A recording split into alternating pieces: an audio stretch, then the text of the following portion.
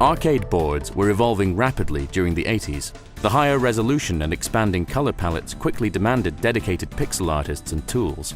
The Japanese companies were getting ahead of the game in producing state-of-the-art pixel graphics.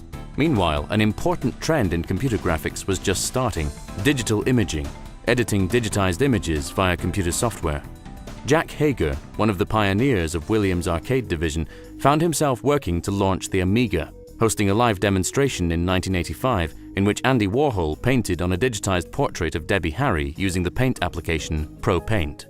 Hager left a year later to rejoin Williams, along with the two other arcade pioneers Eugene Jarvis from Defender and Robotron fame and Qbert co-creator Warren Davis. The three men were tasked to revitalize the once successful Williams video game branch. They embraced the concept of using digitized graphics to rival the pixel art of Japanese developers. By 1986, it was a bold concept, as digital imaging was still in its infancy. They had to set up a workflow from scratch, using what limited hardware and tools were available, in addition to creating their own. By the mid-80s, simple paint applications for desktop systems were plentiful. But when it came to digital imaging, the gap between high-end systems and the desktop market was still huge. The high-end Quantal paintbox systems gave the artist in the broadcast and advertising industry the power to manipulate full-color digitized image from live feeds. Not having $1 million budget to afford these, the Williams crew experimented with early photodigitizers like the NewTek DigiView for the Amiga. But being developed for consumers to digitize still images, it was too slow and cumbersome for a bigger production. Luckily, a more robust solution came around in 1987. AT&T Epic Center launched their TrueVision Advanced Raster Graphics Adapter, better known as Targa. These high-color graphic boards for the PC market could directly digitize images from analog feeds, coming from a video camera or tape deck, for instance. The boards were sold with the versatile TrueVision image processing package, TIPS. On top of that, they also came with an SDK which allowed Warren Davis to write his own image capture software catered toward their needs called WTarg. The game Narc, by programmers Eugene Jarvis and George Petro, would be Williams' first release to make use of their new workflow. Featuring the two vigilantes Max Force and Hitman, with their iconic red Porsche shooting their way through thugs and crime lords. Team members dressed up and were filmed on tape and digitized. Narc featured over-the-top action and became the origin of their company motto, "Reality is boring."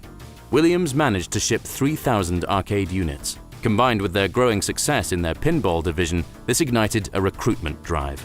After the acquisition of the pinball and arcade division of their longtime competitor, Williams Electronics was officially rebranded to Midway. The 90s would kick off with an important meeting for the acquisition of the license for Terminator 2. Midway and their publishing partner, Acclaim, had teamed up on a deal that would involve the rights for a pinball table, an arcade game, and a video game adaptation of this highly anticipated movie.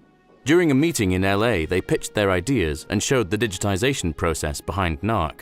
Director James Cameron, who happened to join the meeting, was intrigued by the similarities with film production. His enthusiasm helped to ease the deal, and within a few hours they had already started brainstorming ideas for their games. Before flying back to Chicago, the Midway crew paid a visit to Stan Winston's effects studio to study the various T-800 endoskeleton stop-motion puppets. Back at Midway, the T-800 model was filmed from numerous poses frame by frame in a simple tabletop photo studio and run through the digitization process.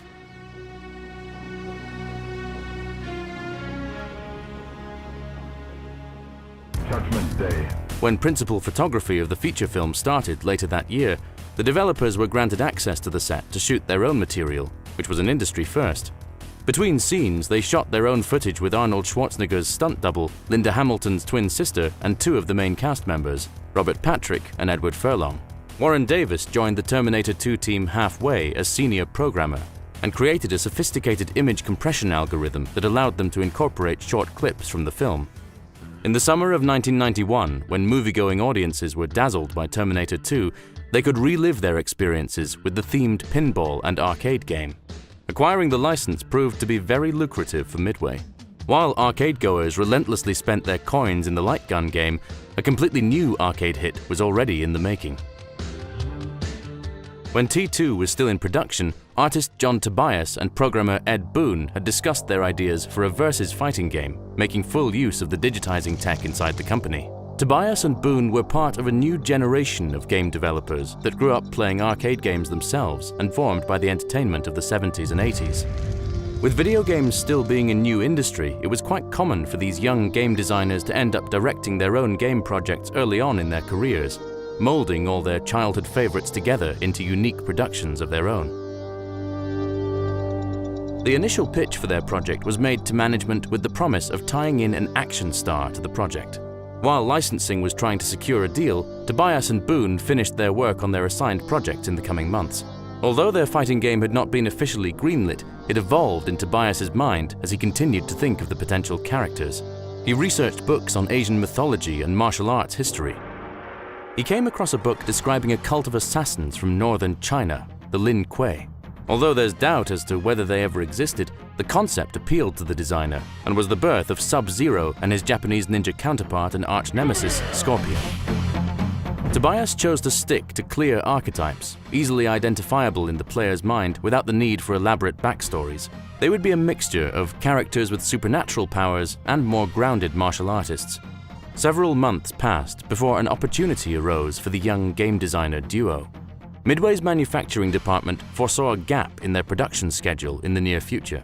To keep the factory running, Midway quickly needed a new arcade game. Combined with the massive success of the fighting genre thanks to Street Fighter II, this had management greenlighting Mortal Kombat with the premise that it had to be done in 6 months. To portray the stars of the game, Tobias would call upon the talents of local martial artists who he had wanted to shoot an indie movie with years prior. Licensing had been unsuccessful in warming celebrity stars to the project, but it actually gave the production a great deal of freedom. These young martial artists and actors participated in the project with a great deal of enthusiasm and time to dedicate. Tobias was mindful to keep their costumes composed of a single primary color to make them work in the low resolution with restricted color palette. Bits and pieces for their outfits came from their collection or were brought in from places like sporting goods stores and costume shops. A shared storage space in the back of the pinball manufacturing plant was converted to a simple studio. Footage was shot with a Hi8 camcorder, a consumer analog 8mm tape format that had just been brought onto the market by Sony and Canon in 1989. In comparison to its predecessor Video 8 and VHS, Hi8 had a much higher luminance resolution. This made it a suitable format to capture images for the big sprites they envisioned for their project within a modest budget. Before putting all characters through the workflow, an initial test was done with martial artist Daniel Pensina. The shot material was loaded in the Hi8 deck and connected to the Targa board inside the workstation. By using the WTarg software, Tobias could capture paused frames to digital files. The software reduced the colors using the latest color reduction algorithms. Images were boosted in contrast and saturation for a more vibrant look, and the backgrounds were painstakingly removed frame by frame. The edges in particular required a lot of care. Arcade hardware at the time didn't fully support transparency values per pixel, meaning pixels were either fully opaque or transparent. Tobias had to make the edges of characters work against both bright and dark backgrounds. The test shoot greatly helped to figure out what kind of moves would translate best to low-resolution sprites. Tobias and Boone made a list of moves for each character. The actors helped interpret these in a way that fit their characters, as well as sharing their own ideas. Daniel Pensina would then help out on set to further instruct the other actors. Air attacks were done with the help of a small wooden staircase, which gave them the freedom to take the pose they wanted and would also eliminate any motion blur that would otherwise be introduced. Artist John Vogel joined the team and would work on the game's backgrounds, using Tobias's sketches as a starting point. He filmed various model kits and statues, taking into account the direction that light would hit the objects at in particular stages. The separate digitized objects were composited in the software package TIPS to form a single, consistent background. Most of the game's graphical elements were all digitized to fit in with the real-world look. Programmer Ed Boone took the digitized assets and started to implement them into the game. He had a great grasp on gameplay and envisioned a fast-paced fighter. The number of animation frames for attacks were kept to a minimum to make gameplay responsive and reduce the overall memory footprint. The feel of the impact is crucial for a fighting game. Boone made sure the strong blows were communicated to the player through sound and visual cues like screen shake and timing. Memory chips were still among the most expensive components of the arcade cabinet, and thus the team had to find clever workarounds to make the most out of the limited ROM space. For example, Boone used the compression algorithm written by Warren Davis on a large imposing image of Goro featured in the Attract mode. This Ray Harryhausen-inspired boss character had been in Tobias's mind from the start. He contacted his friend Kurt Chiarelli to sculpt the four-armed brute and handcraft a professional stop-motion puppet. Tobias did the stop-motion work himself and filmed the puppet in a table studio setup. Due to the very tight schedule of Mortal Kombat, decisions were often made in production on the spot, leading to some unexpected but defining elements. Ed Boon took the image frames meant for final boss Shang Tsung's beheading sequence and tied them to Johnny Cage's uppercut at the end of the fight. The result was shocking and exciting at the same time, and was the birth of the fatality. Midway had a free-spirited atmosphere. Once management believed in a project, they rarely stepped in. Composer Dan Forden enhanced the game's atmosphere with his dark, aggressive soundtrack with hints of Asian inspiration. Ed Boon had already showcased his voice acting skills on numerous pinball machines and arcade games, and would also do so for Mortal Kombat. Finish him. Excellent. The raw, bloody, over-the-top action quickly caught traction inside the company, but Mortal Kombat was about to endure its first big test. It is tradition for arcade games to test early prototypes during production in a selected arcade to estimate how well the game will perform, typically a stressful moment, as a poor result could mean the end of the project. With some nerves, Tobias rolled in their pre-production arcade cabinet.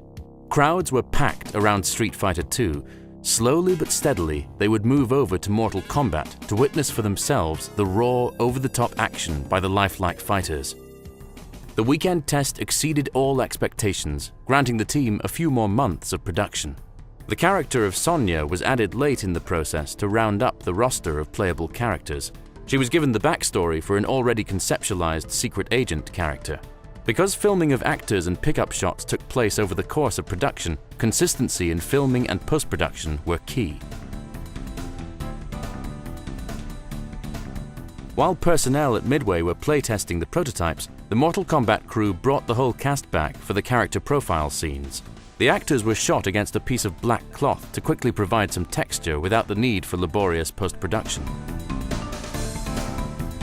Once the final touches were made and ROMs were burned, the manufacturing department constructed the cabinets to be distributed among arcades around the world.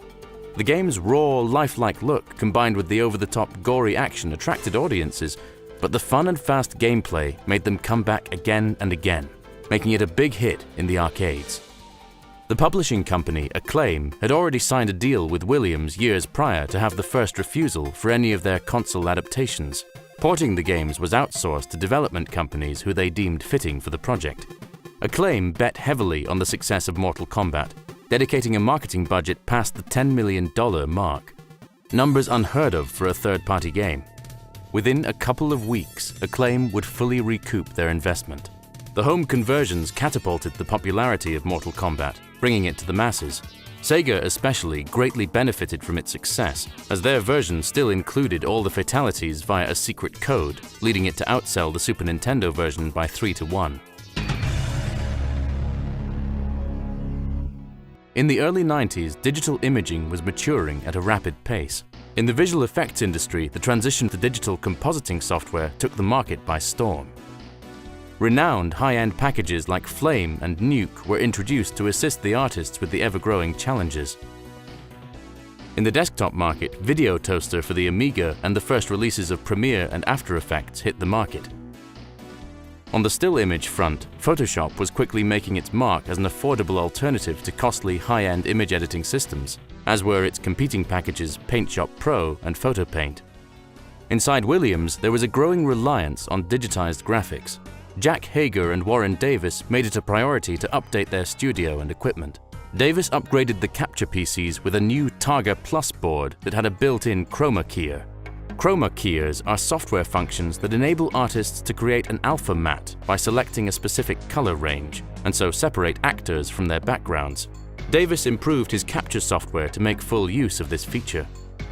Midway also invested in a broadcast-quality Betacam camera, which was a big step up from the prosumer Hi8 format, eliminating the overexposed highlights that plagued the crew before. The new studio setup was done right in time for the sequel to their successful fighter, Mortal Kombat 2.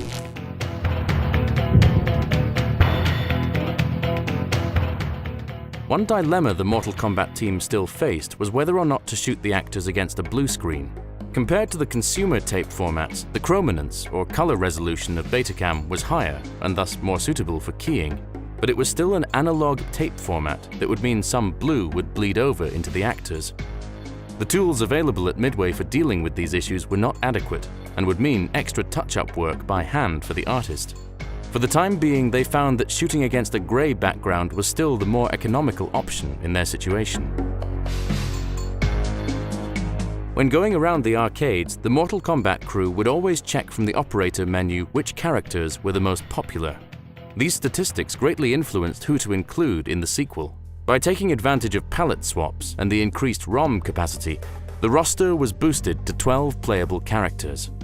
It would mark the introduction of Jax and Kitana, who had been considered for the first game.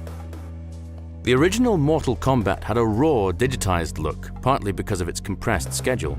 For the sequel, the art team digitally touched up all character frames during post-production to accentuate facial features, muscles, and other details, leading to a much cleaner look. To aid in this laborious process, Tony Goski joined the art team. Like Vogel and Tobias, he was a graduate of the American Academy of Art. Tobias remained in charge of character design along with his role as co-director, shared with Ed Boon. The tournament in Mortal Kombat 2 was set in the fictional location Outworld, which allowed for more fantastical new characters and environments, a perfect fit for Tony's talent in surrealism. The backgrounds were created using a mixture of traditional pixel art and digitized images and textures. For example, Midway artist Steve Baran dressed up as a floating monk for the occasion. Ed Boon would further improve the gameplay, making it feel tighter.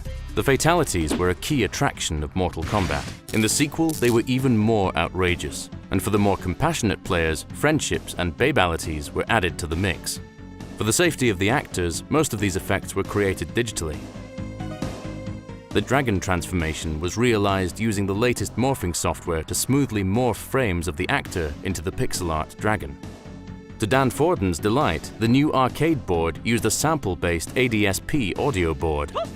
Instead of relying on FM instrumentation, he could now incorporate real guitar and flute recordings into the score.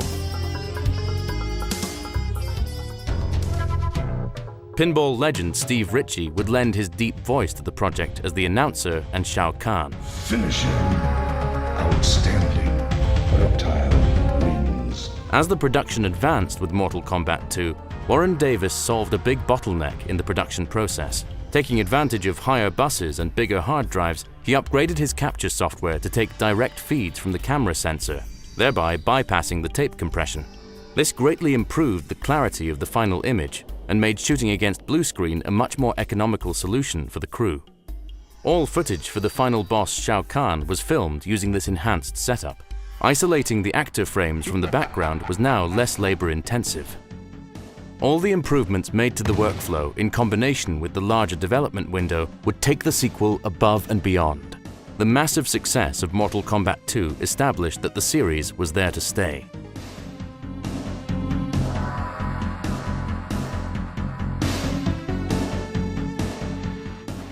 Atari Games was another company that embraced digitized graphics in their arcade games early on. Arcade pioneer Dave Teurer, responsible for Tempest, concentrated on developing his own graphics tool in the late 80s called Debabelizer. Atari made great use of it during the development of their games at that time, one of them being Pit Fighter. This game was first pitched in late 1988 as Bloodsport. According to their market research, some of the strongest earnings were made by games in this genre. The development team made sure their product would differ from the competition, introducing the gritty, lifelike look to the genre. Debabelizer was an important package that could process all digitized frames and create paletted files.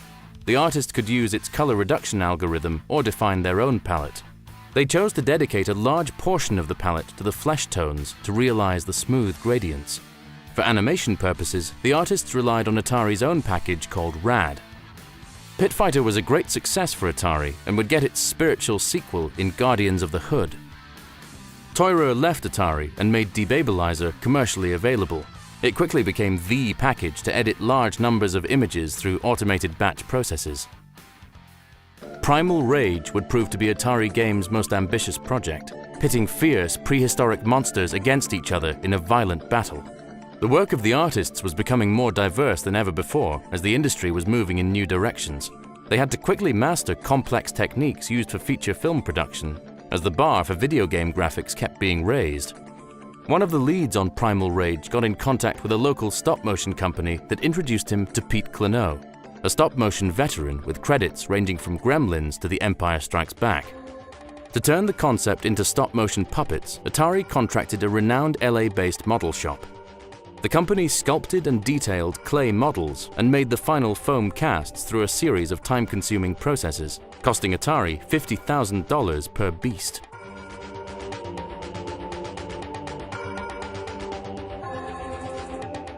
The puppets were shot frame by frame in a small studio setup.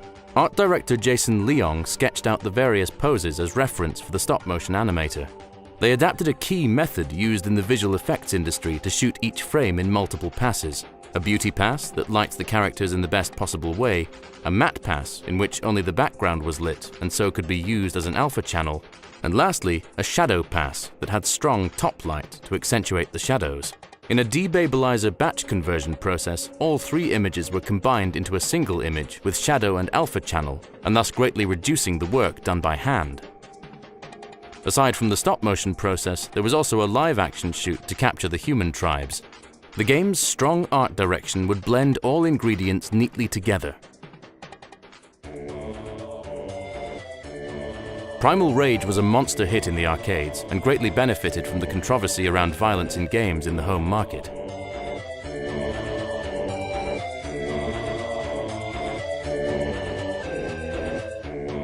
Since the early 90s, digitized graphics were being adapted rapidly in the video game industry. Blue Sky Software used a combination of live-action, stop-motion, and some 3D graphics for the Mega Drive game Jurassic Park. Stan Winston Studios, who worked on the feature film, provided a number of their stop-motion puppets for this video game adaptation. The Blue Sky crew used the now commercially available Debabilizer to reduce the high-color images to 16-color paletted files. Like many of the Western studios, Deluxe Paint was their graphics software of choice to further touch up the images.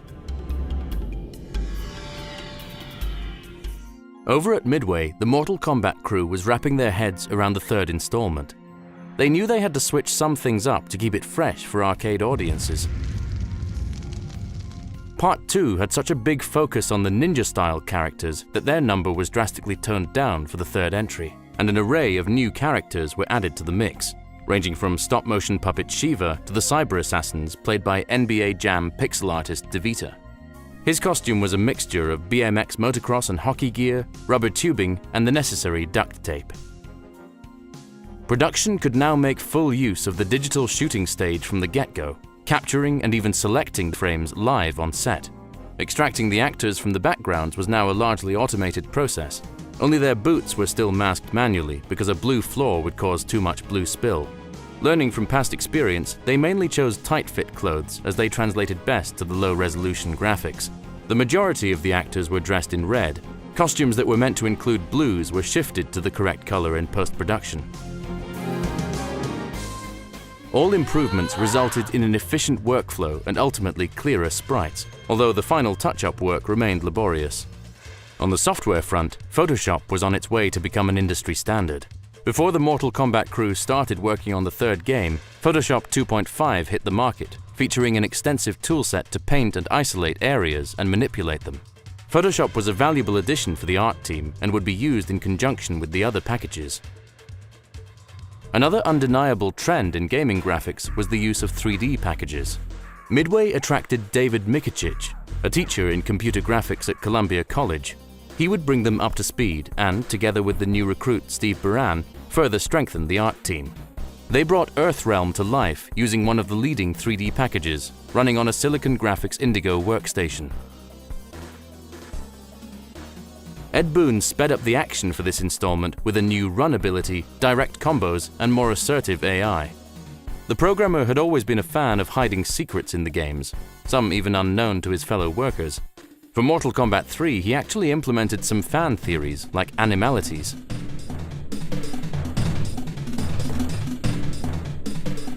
Animality.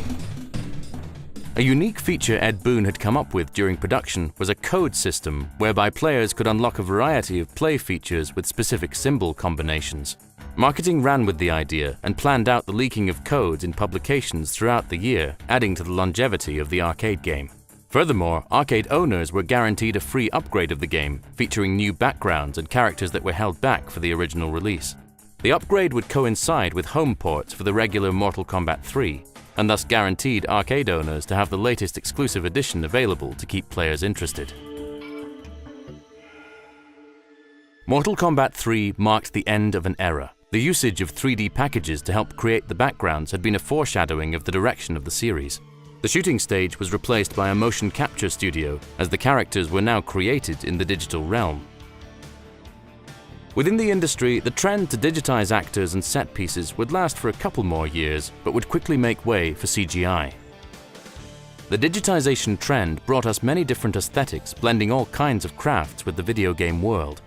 Filming, compositing to stop-motion animation, and even claymation. During its rise, the advancements in desktop systems and imaging software had been tremendous. But nevertheless, the tool development of Davis and Teurer proved to be pivotal to the workflow. Although the workflows would drastically change in the polygon era, some of the principles would still remain useful for the artists during their careers.